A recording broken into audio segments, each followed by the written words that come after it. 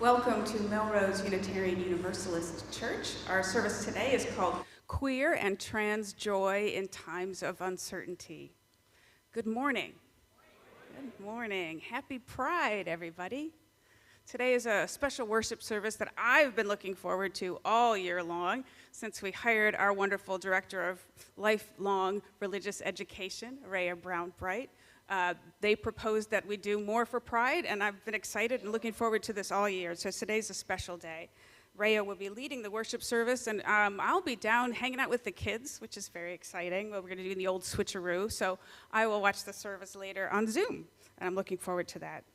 Our church is a vibrant, caring community dedicated to love and service. If you're joining us here for the first time, we have someone to answer any questions you might have.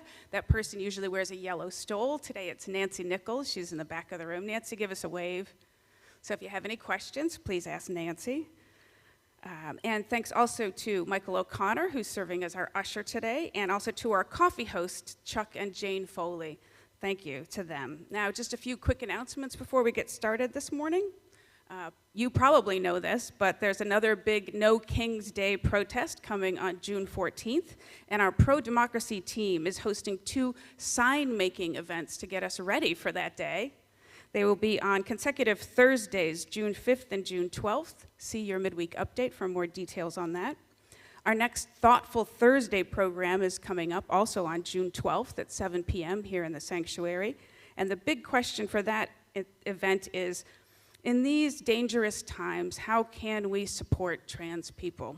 We're going to have a speaker from the Massachusetts Trans Political Coalition. We'll be here to answer all the questions that we have. Next Sunday, June 8th, is Flower Communion. That is our lovely, beautiful Unitarian ritual that we celebrate every year in the springtime. Usually we get some help from our member Linda Ireland, who has a big native plant garden, and she shares all her flowers with us. But Linda's not able to help this year. So if anyone else has lots of native plants that they'd like to share, please let me know, because I like to have a big bouquet here waiting for you when you come in. But if you can bring a flower from your own garden, please do that too. That is next Sunday, June 8th. And that will be a multi-gen service, so we'll have our kids with us the whole time.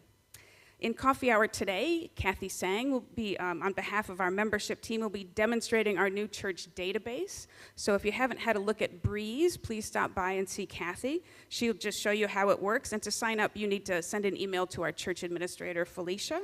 More info in that is also in your midweek update. Just a couple more things. Summer Sundays, we need to decide if we're meeting. And wonderfully enough, we've had 3 people sign up to lead activities over the summer. Rebecca will lead us in a fun art activity for all ages on June 29th.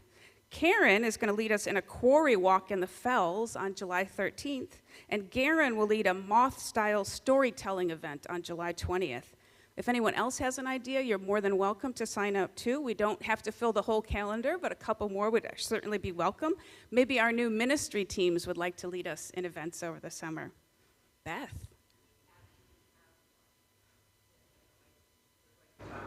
All right, we're going to hear more about that later today. So for those who couldn't hear that, Beth is saying that the anti-racism team is proposing a field trip over the summer to the African American History Museum in Boston, so that would be exciting. June 22nd. So speaking of our new ministry teams, today after the worship service, I'll ask you to stay here. Rhea will ask you to stay here in the sanctuary and hear presentations from the 2 groups who have made proposals to become new social justice ministry teams of the church. They should each be brief, less than 10 minutes, and then we'll have a voting process that the board will oversee. So I invite you to stay here after the worship service.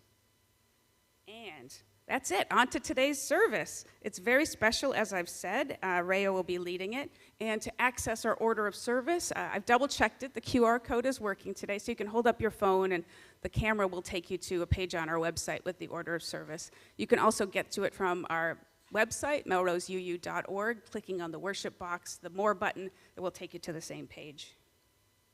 Now, it's time to say hi to each other and welcome each other to worship this morning. Turn to the person next to you, say, welcome, thank you for coming, happy Pride.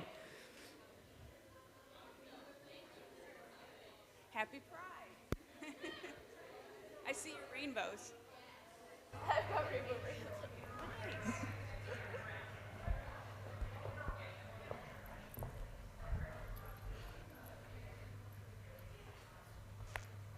I call us to worship this morning with words from Hannah Roberts Villeneuve titled A Protest and a Party. People sometimes ask, is pride a protest or a party? And the answer is, of course, yes. And why not? Why not rejoice as we resist, dance as we demand change, celebrate as we create community that delights in all of who we are? So bring all of that with you this morning. Bring your policy demands, bring your glitter, bring your Supreme Court broken heart, bring your rainbow socks, bring the emptiness you feel for our siblings gone too soon. Bring your Gloria Estefan remix, bring your tender hope for change, bring your most garish eyeshadow. Bring your spirit tattered and battered by a world that seems insistent on choosing fear and hate. Gather up all of these things and bring them here to a place where we don't have to shoulder these burdens or celebrate these joys alone. Come, let us worship together. And now we light the symbol of faith, the flaming chalice. Here to light ours this morning is one of the tri-chairs of our anti-racism team, Karen Gabler.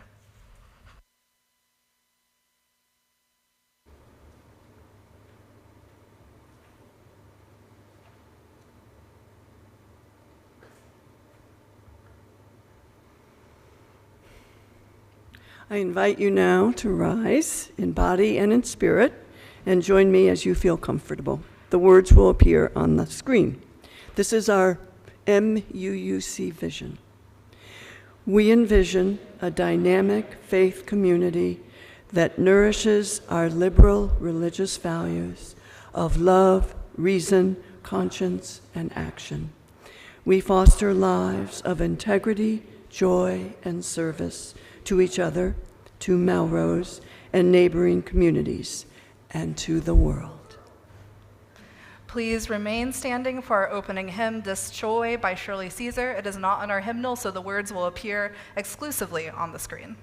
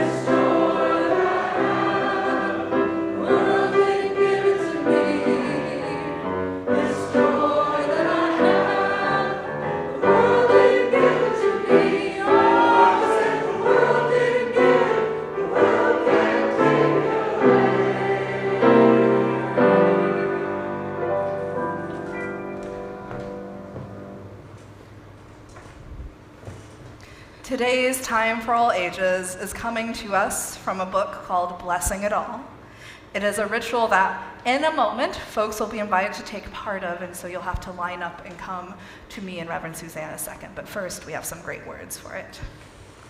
Today, we offer a glitter blessing, a recognition of the sacred beauty inherent in every person.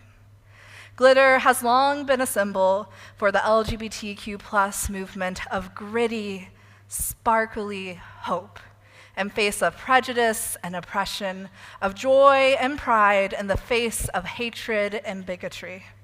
Glitter is resilient and tenacious.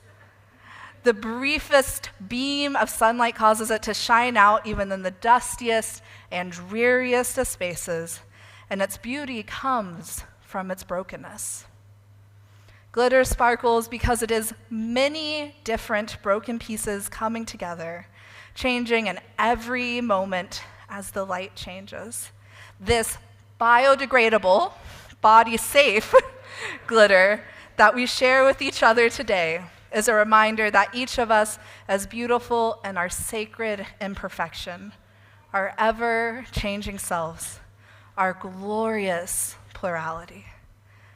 As we play some random noodling of music, is that okay, Tom? Perfect. You are invited to come forward and show us where on your face, neck, arm, or hand you would like to receive your glitter blessing. And then circle back to your seat. If you cannot come forward today and wish to receive this blessing, please raise your hand and one of us will come to you. So now I invite you forward and come and receive your blessing.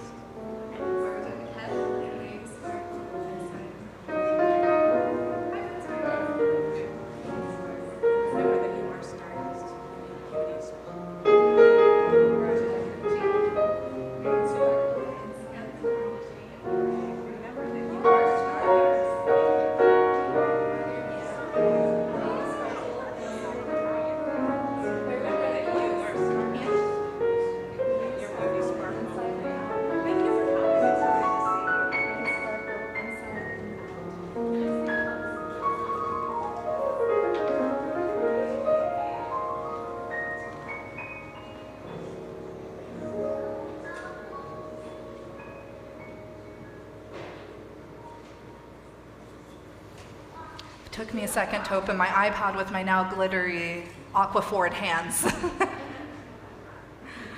I invite you to pause with me as we come to a close of this ritual. Look around at all the beautiful, shining faces that surround you, or hands, at the amazing thing that is our blessed bodies gathered in this sacred space together. Everybody in this space and beyond it is a holy thing. Every person a sacred being made of stardust. And to our friends on Zoom, you too glitter and shine brightly. Take a moment now just to marvel at how extra glittery we are today, how incredibly fabulous we are. Amen. All right. Thank you all so much. This is the time where our kids, if they would like, will head downstairs for religious education with Reverend Suzanne. And we'll do some further exploration with Pride, and they'll be getting to chalk on our sidewalks today messages of support for Pride. Oh yeah, and if you're a guest today, you are also more than welcome to come to RE today. If you would like to follow Reverend Suzanne downstairs and leave like your phone number and stuff like that, you are more than welcome to do that.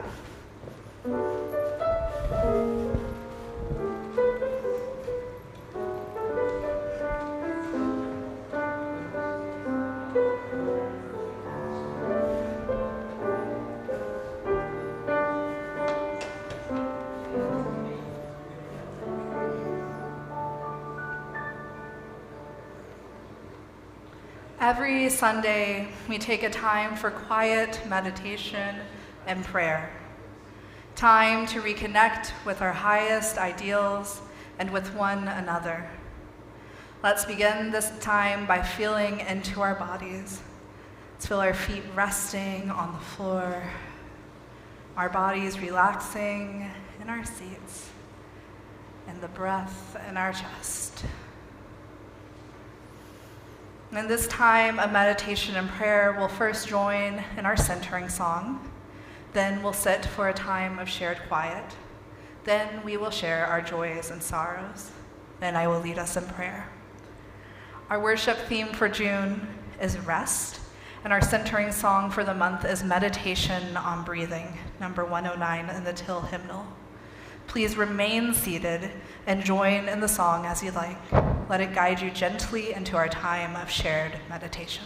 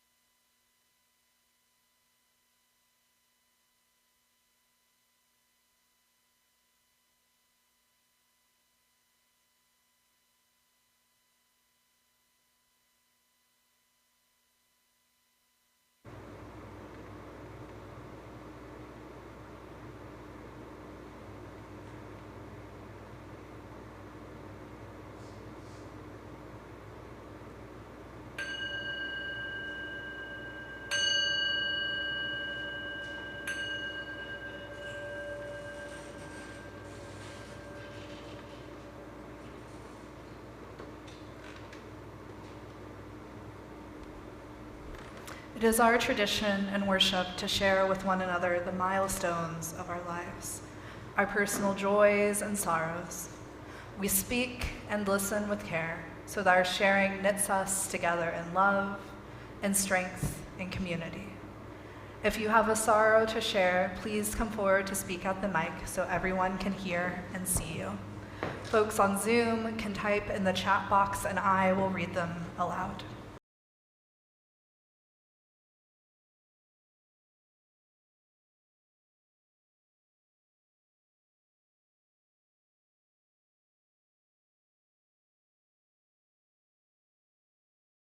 Thank you for sharing these joys, which help to connect us and remind us all of the beauty of living.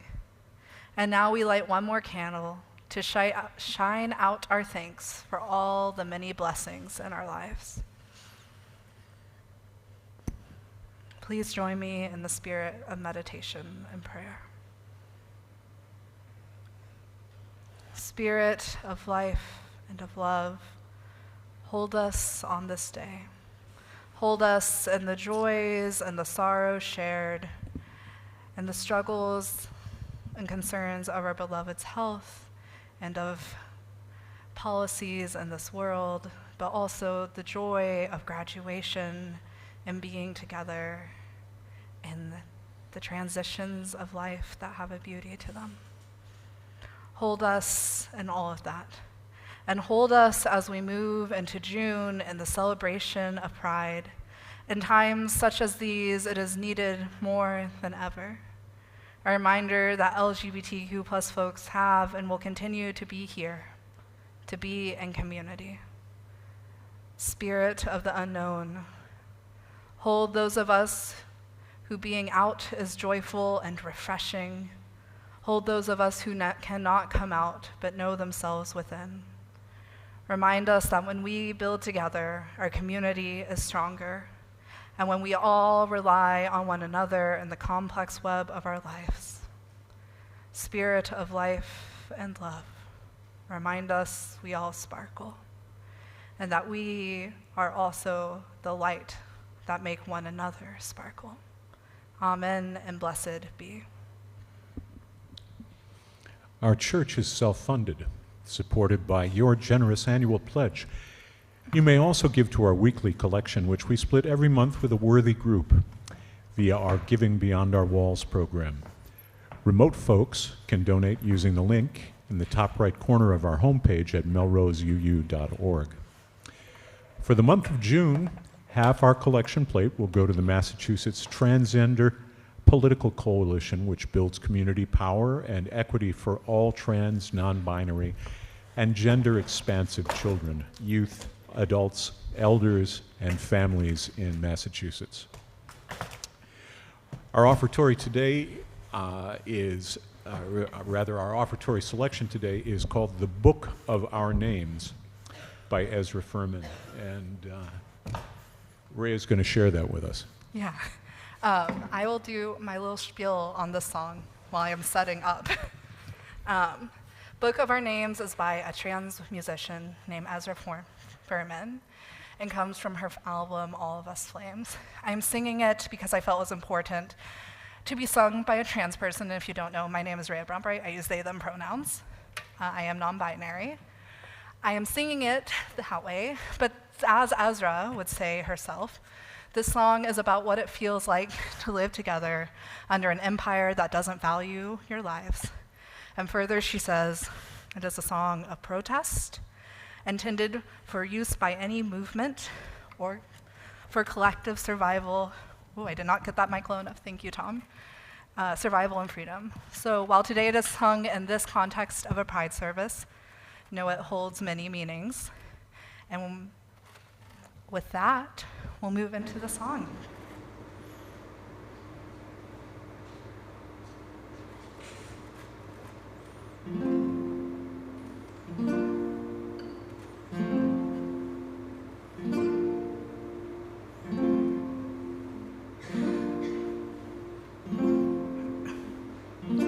I want there to be a book of our names, and none of them missing,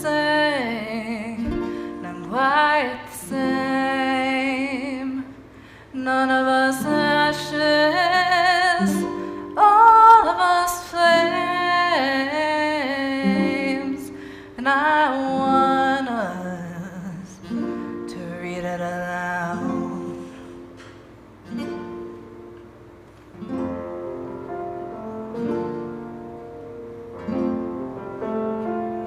I wanna tell of our exile here in a cruel machinery, a pause between the gears, and a world back home, just the ghost of a prayer,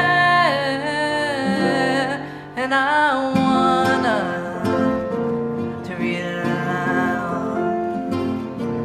I wanna to read it aloud. And our names will be heard through prison walls, the West City streets, and the national codes. And we'll read it until this whole empire falls, and then we'll continue to read it, and the names will be the ones that are ours, not the ones given to us by enemy powers, but the ones we know, and our bones and our bells, they'll be said out loud and repeated.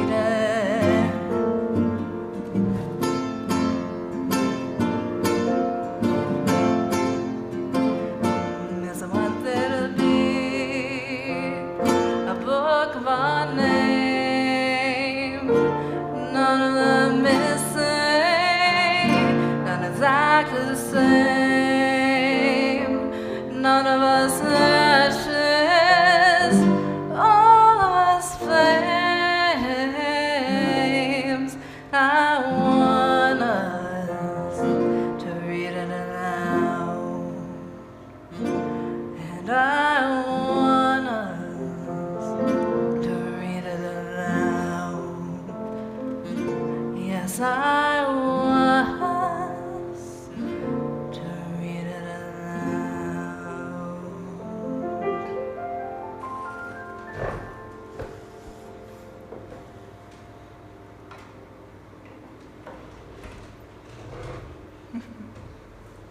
Now we're gonna scooch things away really quick.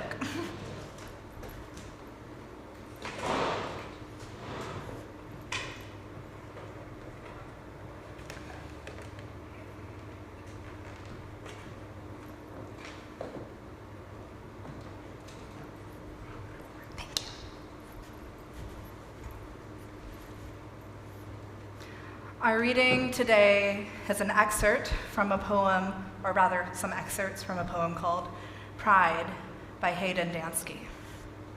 Pride is not our arrival. It's gas on the journey. A gasp while drowning. Pride is not the destination, just an exhale and a cigarette to remind ourselves to drop the F's we gave.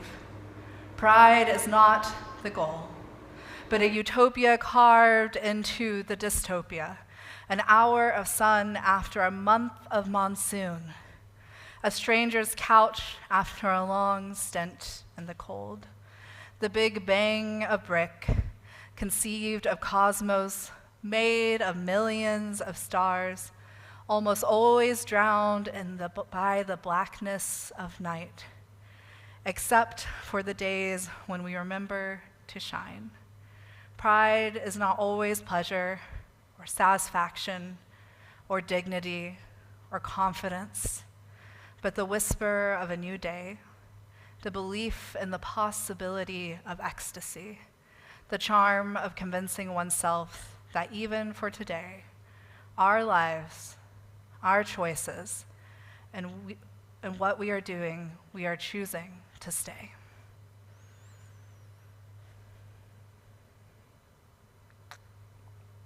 The first time I realized I was trans was at General Assembly Pre-Site. The year was 2015, and at this time in Unitarian Universalist history, before the national gathering of Unitarian Universalists across North America, the General Assembly Pre-Site would happen. And this is when the General Assembly Planning Committee and Youth Caucus staff would go to the state and conference center where General Assembly would be happening that year. That way we could understand the space and plan our programming a lot more effectively. This was incredibly helpful to me as one of the Youth Caucus worship coordinators, just to imagine the possibilities of what we could do. And it also gave us a chance to see each other before General Assembly, not only on Zoom. I was using Zoom in 2015. And at Pre-Site, when we all gathered together in a hotel conference room for the first time, we started doing a check-in. It was a mundane check-in, one that I'm sure many of you have done before. It was in a room with the Youth Caucus staff and our adult support staff, and it was simple: name, pronouns, joys and sorrows, and so forth. And as we went around the circle, as it often seems in check-ins, it was suddenly my turn, as if we have not been going around the circle the whole time. And as I got to saying my pronouns, something felt deeply wrong, like the ones that were coming out of my mouth were someone else's, not mine. I mean, they were the ones I had been saying at every check-in up to this point. It shouldn't have felt so odd, and yet it did. And as soon as we finished our session of planning and chatting, I went to my hotel room and I cried. And since I was a very dramatic 17-year-old at the time, and I had a hotel balcony, I sat on the balcony, tears streaming down my face, looking out into the Portland, Oregon landscape as I tried to figure out what just happened in that room. I can't tell you why it was that exact moment that I realized I had been part of so many check-ins that included a pronoun question at that point. But I think I can make some guesses now, being 10 years and 2 months removed from that point and a slightly less dramatic 27-year-old. At this point, I had people around me exploring their gender publicly and joyfully. I was already part of an LGBT+ youth group. I have been part of multiple spaces where there was not an expectation of who you are, but a wondering. And I think there are just times in your life where suddenly, out of nowhere, you come into yourself. There is no specific timeline for when this happens. It just does.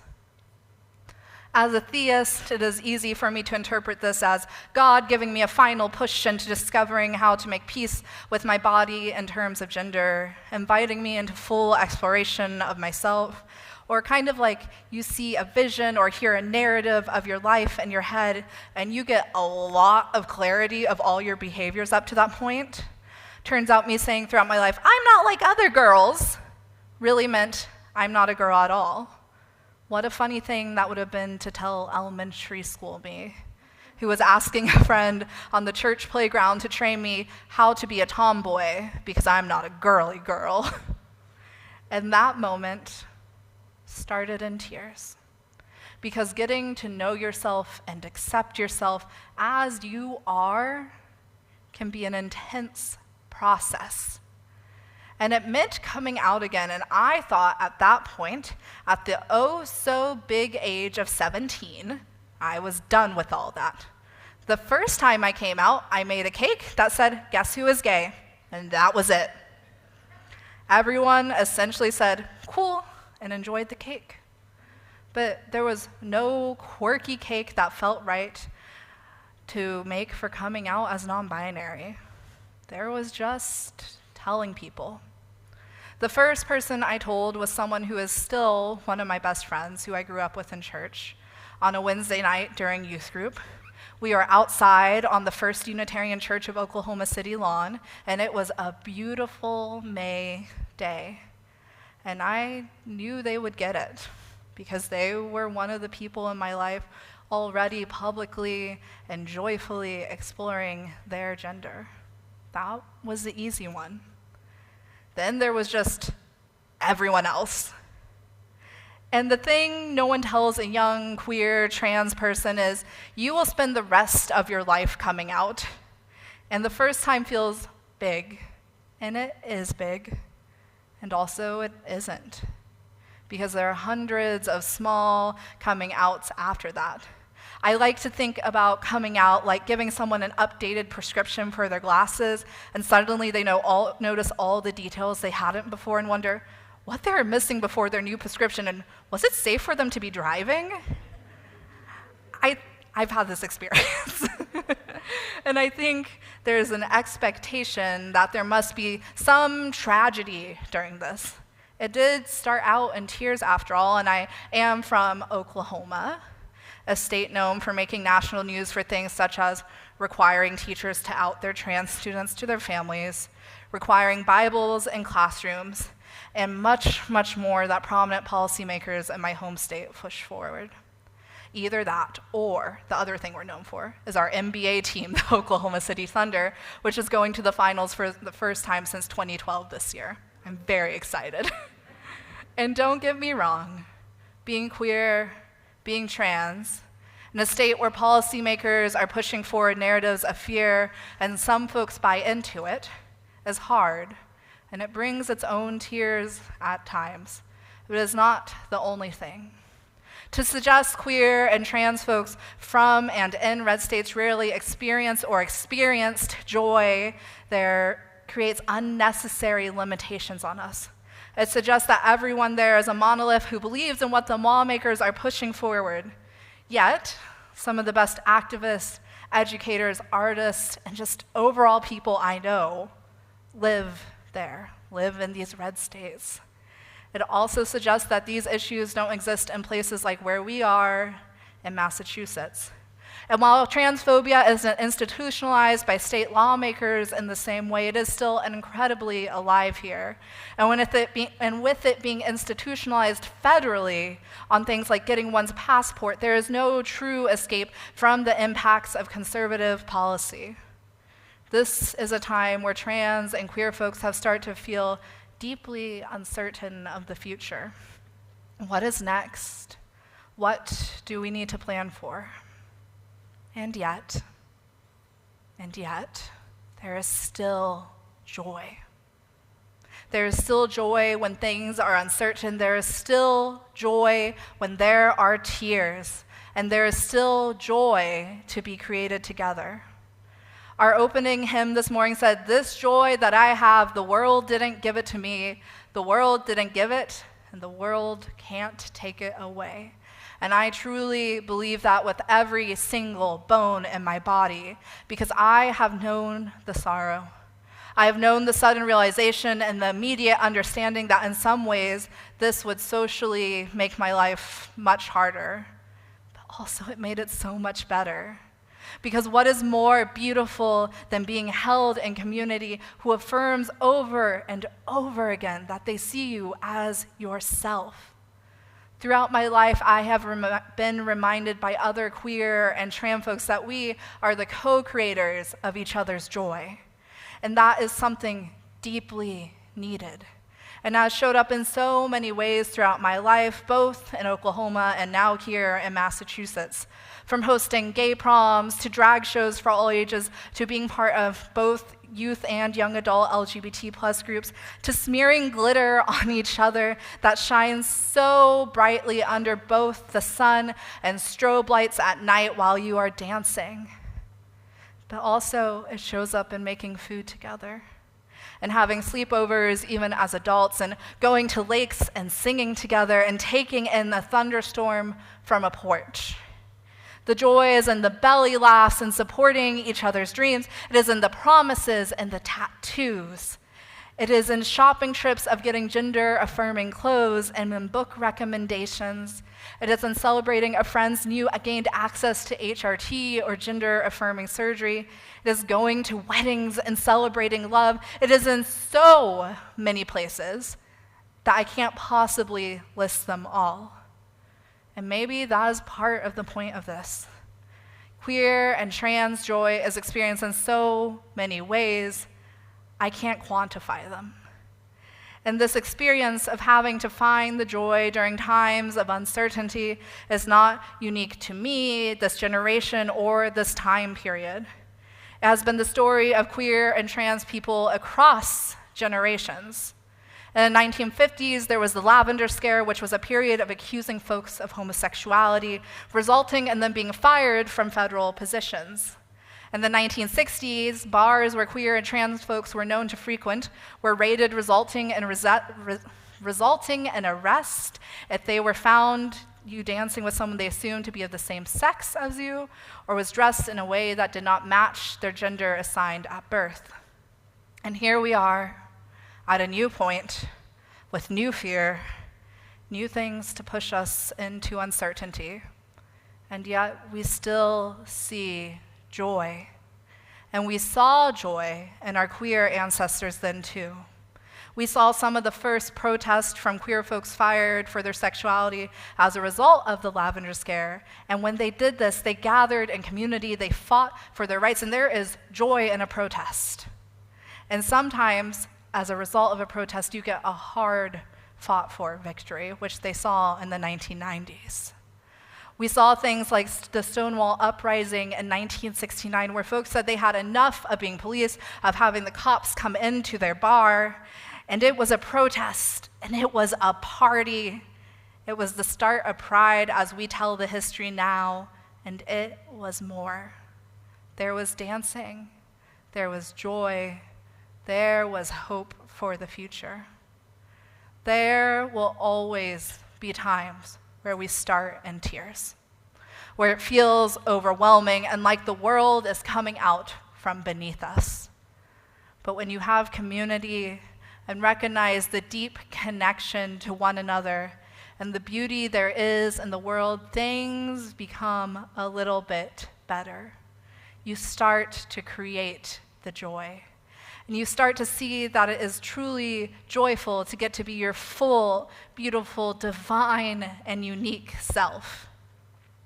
And maybe that's the even larger point of all of this, that yes, queer and trans folks co-create joy for each other, but we all have the ability, regardless of identity, to create joyous spaces for folks to bring every inch of themselves. We all carry a spark of the divine, the universe, that thing that makes us, us. And when we nurture it, when we make spaces where we allow each other the ability to be ourselves, we create a world that is more bearable and closer to heaven on earth. A world where we truly mean it when we call for each other to survive. Because to build the future together, we must ensure our survival through joy. We need to say to one another, I need you to survive, and I will hold this joy for you. Amen, and blessed be. Please rise and embody your spirit for our final hymn, I Need You to Survive. Words will be on the screen because this is also not in our hymnal. This song is a new one for us, so a few quick notes throughout the song. It says, it's God's will. I invite you to use language that feels good to you. Perhaps you want to say our will, their will. I've heard people say love's will. I don't know if love has a will, but if that connects for you, please feel free to use that. And yeah, we all need each other to survive. So sing it to each other, look around the room and who you're with.